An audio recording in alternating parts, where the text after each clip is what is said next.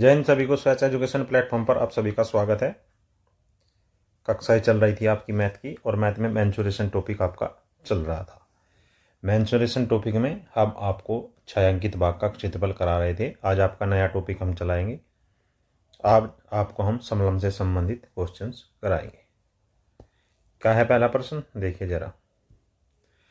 यदि किसी समलंब की समानांतर भुजाएं 6 सेंटीमीटर व 8 सेंटीमीटर है और उनके बीच की दूरी 4 सेंटीमीटर हो तो समलंब का क्षेत्रफल कितने वर्ग सेंटीमीटर होगा, ये आपको बताना है।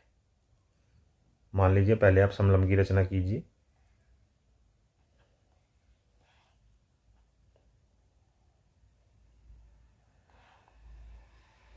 ये समलंब इस प्रकार का होता है, A B C D.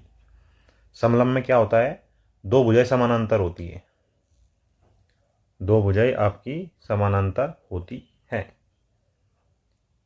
A D समांतर है बी सी के। तो पी क्या होता है, पी माने होता है परिमाप, चारों भुजाओं का योग, चारों भुजाओं का योग। और अक्षेत्रफल एरिया, एरिया क्या होता है, 1/2 समांतर भुजाओं का योग अर्थात A D plus B C और गुणा में एच। ये एच क्या है, ये एच आपका सामने वाली भुजा से डाला गया लंब है। क्या है, सामने वाली भुजा से डाला गया लंब है जो एच के द्वारा डिनोट करता है। अर्थात दोनों समानांतर भुजाओं के बीच की लंबवत दूरी को एच से डिनोट करते हैं, जो इनके बीच की दूरी होती है। आपको परिमाप पता लग गया, आपको एरिया पता लग गया। अब चलिए प्रश्न देखते हैं, दोबारा पढ़ते हैं क्या प्रश्न में। समलंब की समानांतर भुजाएं 6 सेंटीमीटर व 8 सेंटीमीटर, अर्थात छोटी भुजा ए बराबर 6 सेंटीमीटर, बी बराबर 8 सेंटीमीटर और बीच की दूरी एच बराबर 4 सेंटीमीटर।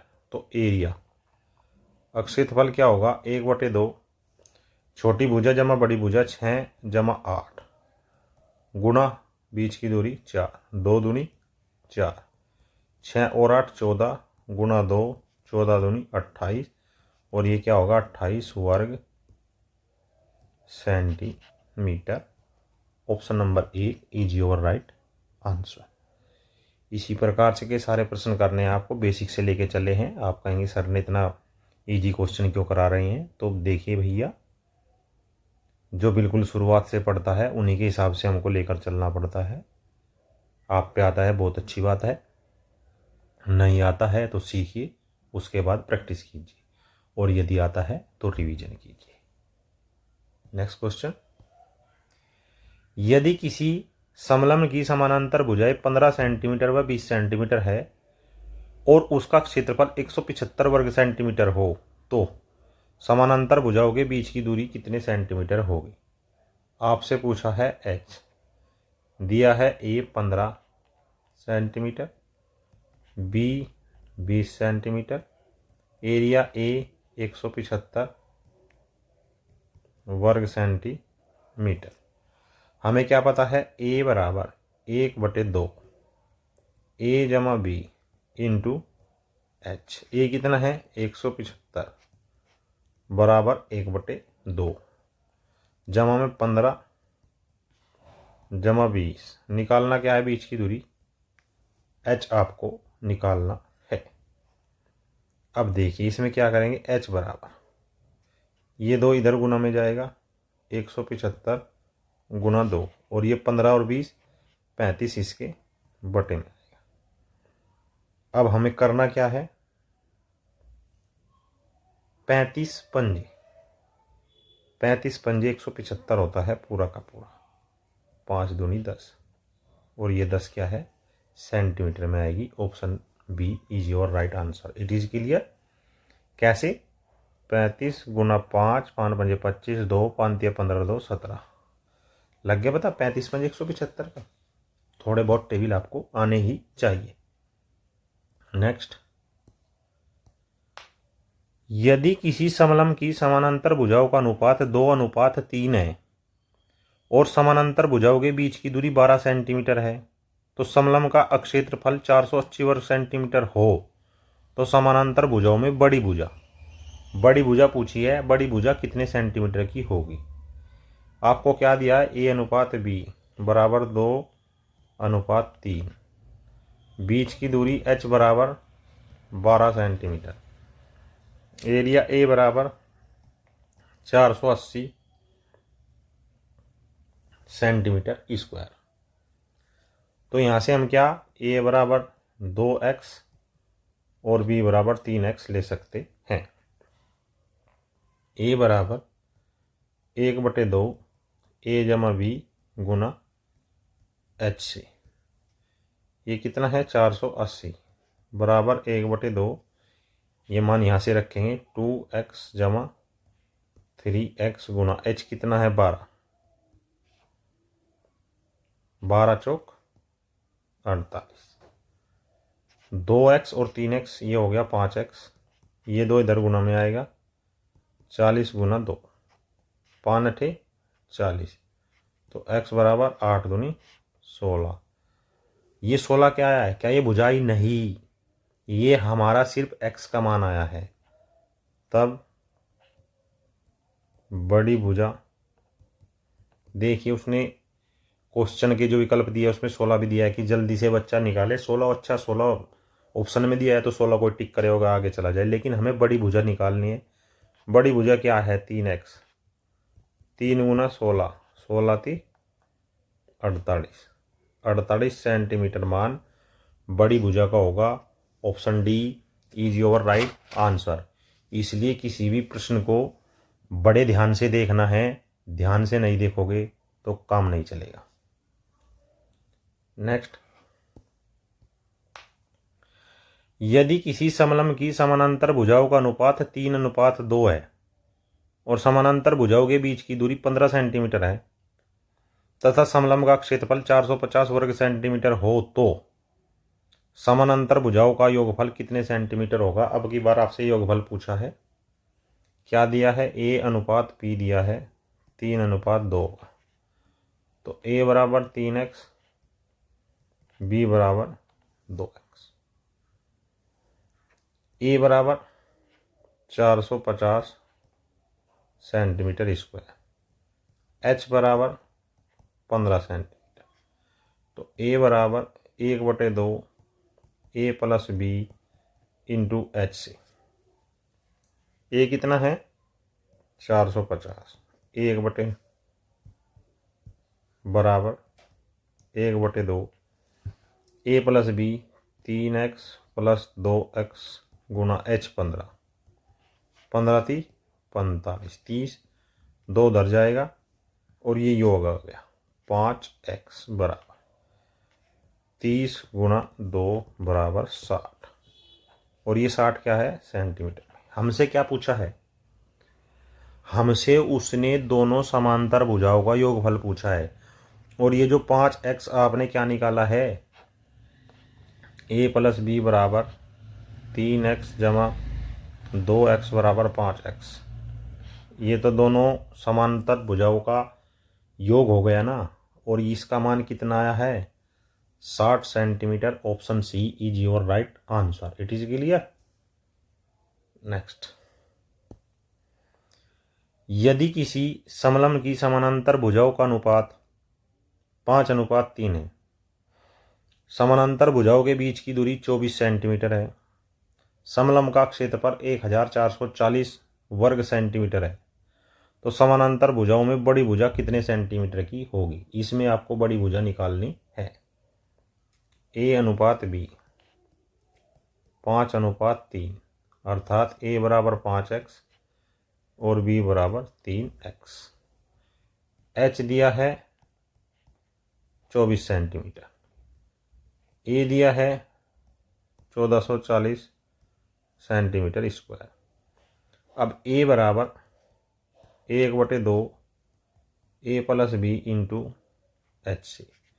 A है 1440, 1/2 ऐसा ही रहेगा 5x जमा 3x h का मान 24, h का मान 24 और 24 छिक्का 144 होता है। कैसे होता है? 6 चौक 24 और 6 दूनी 12 और 2 14। ये 2 इधर आएगा, 5 और 3 8x बराबर 60 गुना 2, या x बराबर 60 गुना 2/8। ये इसको पहले ही काट लेते हैं, पहले इसको थोड़ा सोल्व कर लेते हैं। 2 चौक 8 और 15 चौका 60, तो x बराबर 15। लेकिन क्या ये आपका आंसर है? नहीं, आपका आंसर होगा बड़ी भुजा। और बड़ी भुजा कितनी है? 5x, 5 गुना 15 अर्थात 75, 75। और ये सेंटीमीटर में होगा क्योंकि उसने सेंटीमीटर में ही पूछा है। Option D is your right answer. Clear? Next क्या है? यदि किसी समलंब की समानांतर भुजाएं 28 सेंटीमीटर व 40 सेंटीमीटर है और समलंब की अन्य दो भुजाएं 12-12 सेंटीमीटर की हो, तो समलंब का क्षेत्रफल कितना होगा? समलंब का क्षेत्रफल पूछा है तो पहले समलंब की ही रचना कर लेते हैं।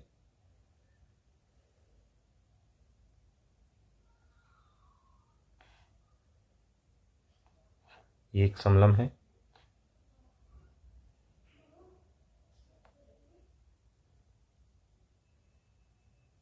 समलंब की रचना हो गई। और यहां से आप ये लंबी डाल दीजिए।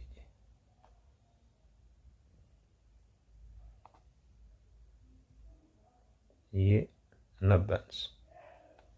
आई बात समझ में? अब मान लीजिए ए, बी, सी और डी, तो जाहिर सी बात है ए बी बराबर कितना होगा? 28, और 28 क्या? सेंटीमीटर। अब जहाँ ये काट रहे हैं लंब, उसको हम एम और एन मान लेते हैं। आपके पास क्या है? 40 है। ये सी डी बराबर 40 सेंटीमीटर। अब आप देखिए, जैसे आपने इस पे लंब डाला तो ए बी बराबर, चूंकि ए बी बराबर एम एन बराबर 28 सेंटीमीटर, क्योंकि ए व बी से सी डी पर एम व एन लंब डाले गए हैं, लंब डाले गए हैं। अब चूंकि देखिए ए बी समांतर है डी सी के या सी डी के, तथा ए डी बराबर बी सी बराबर 12 सेंटीमीटर। क्या है ये? क्योंकि प्रश्न में दिया गया है, अर्थात ये प्रश्नानुसार है। आ रही है कुछ बात समझ में? तब डी एम बराबर एन सी होगा। क्यों होगा? जब ये बराबर है इसके और दोनों समानांतर भी हैं, और ये बराबर है इसके, अतः जो ये भुजा बची है ये इसके बराबर अपने आप ही हो जाएगी। और ये होगी कितने की? अतः डी एम बराबर एन सी बराबर 12/2 अर्थात 6 सेंटीमीटर। अब एन सी आ गया। अब त्रिभुज, कौन से त्रिभुज? समकोण त्रिभुज बी एन सी। कौन सा? बी एन सी में, बी एन सी में क्या है? बी एन सी में हमें क्या निकालना है? बी एन हमें नहीं पता ना, बीच की दूरी पता है? नहीं पता। बी एन बराबर, ये लंब है तो लंब बराबर क्या होता है? कर्ण का वर्ग माइनस आधार का वर्ग। कर्ण कितना है? कर्ण कितना है आपका? 12 है या कुछ और है? 12। का स्क्वायर माइनस 6 का स्क्वायर, अर्थात 144 माइनस 36 और का रूट, या बी एन बराबर रूट में 108, और 108 का जो रूट होगा 36 दिया कितने होते हैं 108, तो बी एन बराबर 6√3। हमने बी एन निकाल लिया है, और जब बी एन निकाल लिया है तो समलंब का अमक क्षेत्रफल निकाल सकते हैं। अतः समलंब का अक्षेत्रफल बराबर 1/2 AB गुना H, 1/2 A जमा B 28 जमा 40, और H कितना निकाला अभी हमने 6√3, 2 दिया 6, 28 और 40 68 गुना 3√3, 3 8 24, 2 3 6 18 2 20, 204√3, और ये वर्ग सेंटीमीटर में आएगा। Option number A is your right answer. कुछ समझ में आया? एक बार और बताएं। देखिए, उसने 2 समलंब दिया है और समलंब की 2 भुजाएं 28, ये 28 दे दी, और 40, ये नीचे वाली 40 दे दी, और दोनों अन्य जो दोनों भुजाएं हैं वे 12-12 सेंटीमीटर की है, अर्थात ये आपकी 12 और ये आपकी 12। उसके बाद वह कह रहा है कि दोनों तो समलंब का क्षेत्रफल बताइए। अब क्या इनसे हम कर सकेंगे? देखिए, हमने ए से एम पर लंब डाला और बी से एन लंब डाला, किस पर? भुजा डीसी पर, सामने वाली भुजा पर। अब चूंकि ये लंब डाला है तो ये ए बी के और डीसी के बीच की लंबवत दूरी हो गई, जो यदि हम निकाल लें तो हम समलंब का क्षेत्रफल निकाल सकते हैं। अब चूंकि इसमें जो दिया गया है ए बी समांतर है सी डी के या डी सी के, तो ए डी बराबर है बी सी के 12 सेंटीमीटर, अतः डी एम अर्थात जो ये छोटा हिस्सा है बराबर होगा एन सी के। और ये बचा कितना था? ये दोनों को मिलाकर 12 है, तो जब दोनों बराबर हैं तो दोनों आधी आधी हो जाएगी 6 सेंटीमीटर। अब समकोण त्रिभुज बी एन सी में ले लो या ए एम डी में ले लो, हमें चाहिए बी एन, अर्थात हमें लंब चाहिए, और लंब क्या होता है?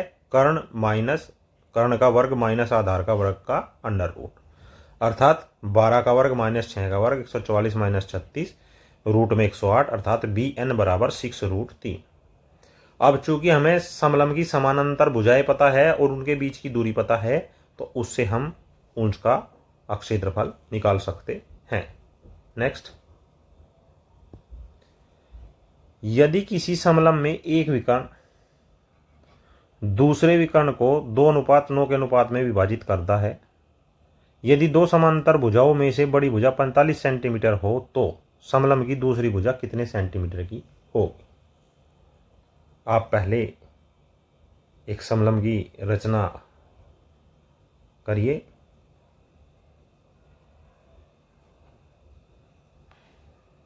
यह आपने यहां एक समलंब की रचना कर दी,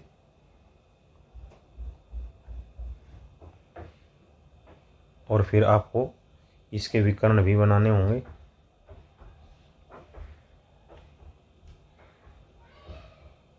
यह आपने विकर्ण बना दिए। क्या है? ए बी सी डी, और कहाँ काटते हैं? ये एक दूसरे को ई पर काटते हैं।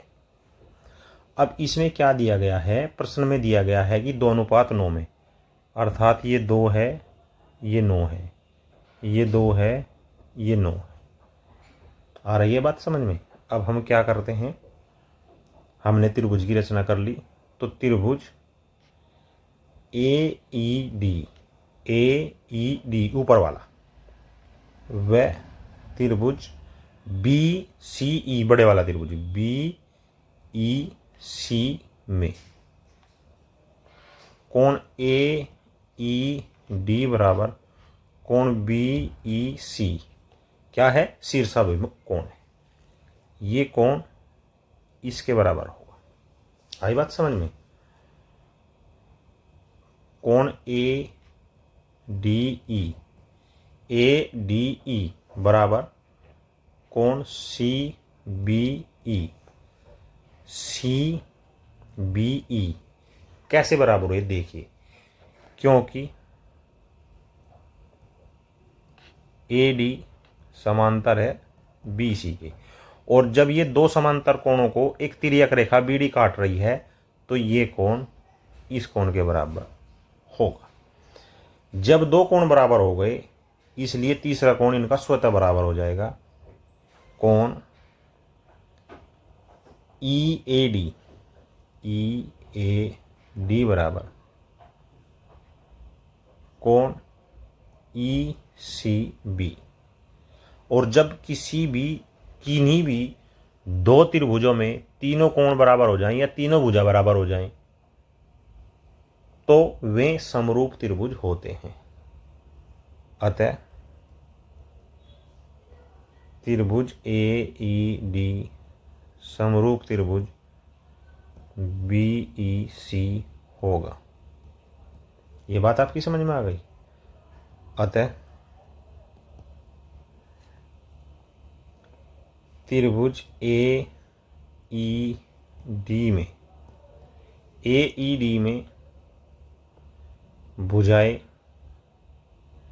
2:2:2 में होंगी तथा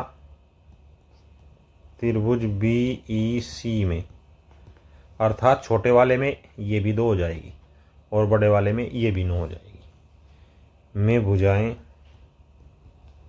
9:9:9 में होंगी। अब प्रश्न अनुसार क्या है, बड़ी भुजा उसने 45 दी है, 9 बराबर हमारे अनुसार 9, उसके अनुसार 45, तो 1 बराबर 5 की। तो दूसरी भुजा क्या है, दूसरी भुजा हमारे अनुसार आई है 2, लेकिन 1 का मान 5 है तो 2 का मान 10, और 10 क्या है ये सेंटीमीटर में। Option D is your right answer. Clear, it is clear. एक बार फिर देखें, एक समलंब है जिसके विकर्ण आपस में एक दूसरे को 2:9 के अनुपात में विभक्त या विभाजित करते हैं। बड़ी भुजा दे रखी है 45 सेंटीमीटर में। अब देखिए हमने क्या किया, हमने छोटे त्रिभुज में और बड़े त्रिभुज में त्रिभुज AED और त्रिभुज BEC में लिया। पहले कोण AED बराबर कोण BEC के होगा, उसके बाद कोण ADE बराबर कोण CBE के होगा, क्योंकि AD समांतर है BC के। जब दो कोण बराबर हो गए तीसरा कोण स्वतः बराबर होगा, और जब किसी दो त्रिभुजों के तीनों कोण बराबर होते हैं तो वे आपस में समरूप त्रिभुज होते हैं। जब वे समरूप त्रिभुज होंगे तो उनकी संगत भुजाओं का अनुपात भी समान होगा, अर्थात AED में भुजाएं 2:2:2 में होंगी और त्रिभुज BEC में भुजाएं 9:9:9 में होंगी, अर्थात उनका मान 1 होगा और छोटे का मान 1 होगा। लेकिन बड़ी भुजा 9 बराबर 45 दिया है प्रश्नानुसार, अर्थात 1 बराबर 5 के। तो दूसरी भुजा है 2, तो दूसरी भुजा होगी 2 गुना 10 centimetre. Option D your right answer. Next, नीचे दी गई आकृति में समलंब का क्षेत्रफल कितने वर्ग इकाई होगा, ये आपको ज्ञात करना है। आपको दिया क्या क्या है इसमें, ध्यान से देखिए। H बराबर 16, AD बराबर BC, ये इसके बराबर दी गई है, और BD बराबर 34, ये शायद यहाँ मिस्टेक रह गई, यहाँ पे 16 दे दिया और आपको दी गई है इसमें AD बराबर BC भी दिया गया है, और बी डी बराबर 34 भी दिया गया है। ये प्रश्न का ही भाग है, अर्थात आपका ये हो गया 34। आई बात समझ में। अब आपको क्या करना है, एक त्रिभुज है, कौन सा है, चूंकि ये 90 अंश है तो समकोण त्रिभुज डी एम बी में